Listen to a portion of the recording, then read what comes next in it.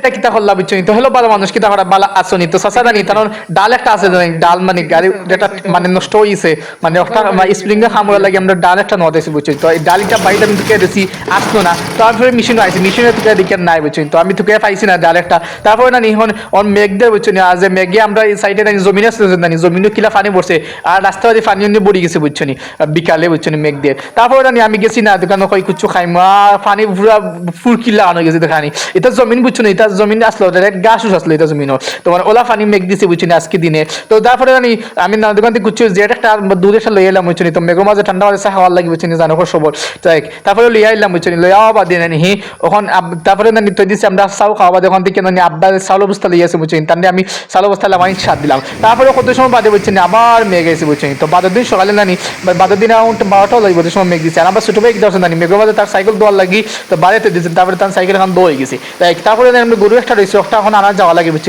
তারপরে দেখে জানি যে মেঘ দিয়ে মেঘে গিয়ে গলতা 82,000 বুঝছি যে মেঘ তুমি দেখলে তো পুরো অবাক হয়ে যাবে গাছ এমন